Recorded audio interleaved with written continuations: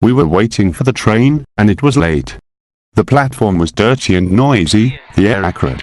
There were many people waiting, like us.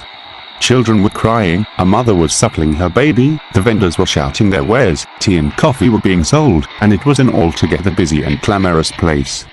We were walking up and down the platform, watching our own footsteps and the movement of life about us. A man came up to us and began to talk in broken English. He said he had been watching us, and felt impelled to say something to us.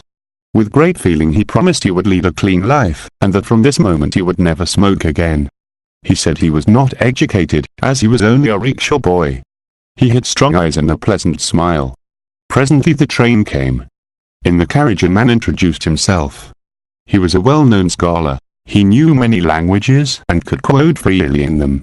He was full of years and knowledge, well-to-do and ambitious. He talked of meditation, but he gave the impression that he was not speaking from his own experience. His God was the God of books.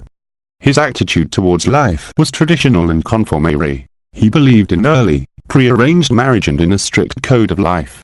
He was conscious of his own caste or class and of the differences in the intellectual capacity of the castes. He was strangely vain in his knowledge and position.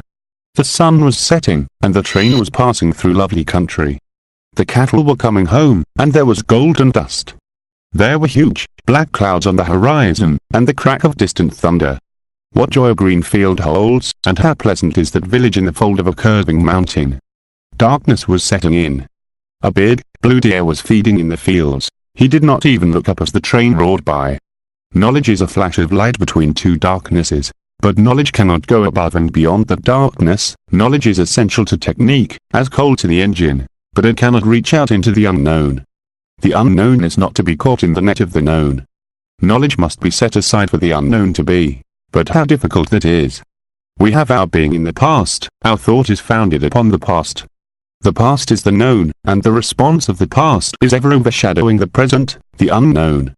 The unknown is not the future, but the present. The future is but the past pushing its way through the uncertain present. This gap, this interval, is filled with the intermittent light of knowledge, covering the emptiness of the present. But this emptiness holds the miracle of life. Addiction to knowledge is like any other addiction. It offers an escape from the fear of emptiness, of loneliness, of frustration, the fear of being nothing. The light of knowledge is a delicate covering under which lies a darkness that the mind cannot penetrate.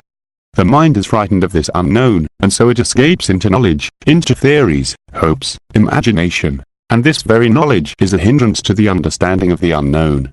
To put aside knowledge is to invite fear, and to deny the mind, which is the only instrument of perception one has, is to be vulnerable to sorrow, to joy. But it is not easy to put aside knowledge. To be ignorant is not to be free of knowledge.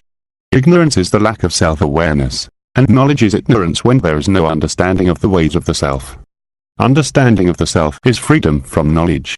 There can be freedom from knowledge only when the process of gathering, the motive of accumulation, is understood. The desire to store up is the desire to be secure, to be certain. This desire for certainty through identification, through condemnation and justification, is the cause of fear, which destroys all communion. When there is communion, there is no need for accumulation. Accumulation is self-enclosing resistance, and knowledge strengthens this resistance.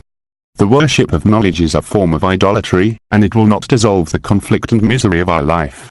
The cloak of knowledge conceals but can never liberate us from our ever-increasing confusion and sorrow. The ways of the mind do not lead to truth and its happiness. To know is to deny the unknown.